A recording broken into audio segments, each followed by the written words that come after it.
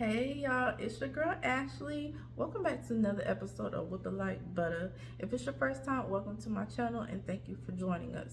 So I've received a couple of questions about how I freeze my pound cakes. I don't freeze them whole, but I'm going to kind of show you how you can freeze them whole.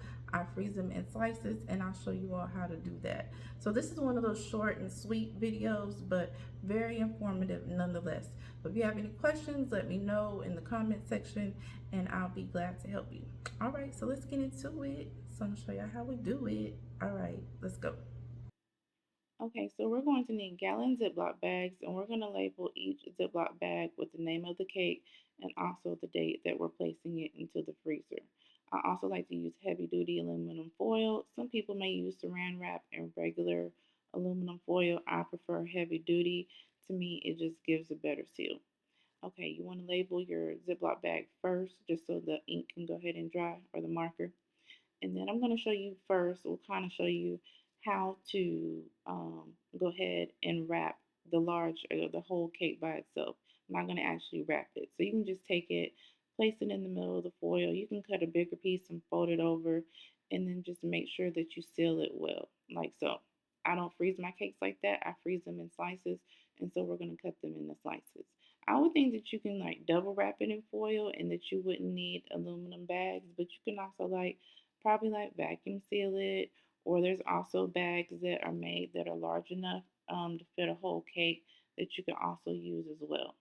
So since I like to cut my cake into slices, I do like 3 or 4 slices um, per piece of aluminum foil, just because the people that I share my cake with, they usually like to enjoy the cake for a couple of days. So 4 slices is enough for them to decide if they want 1 slice a day or 2 slices a day or however they want to eat it. Now, I don't wrap my cakes in any fancy way. I just make sure that they're completely sealed and then I put them into the Ziploc bag. And of course, I seal the Ziploc bag. Okay, so you can cut your slices however you want to. I don't have any particular way that I cut my slices as well.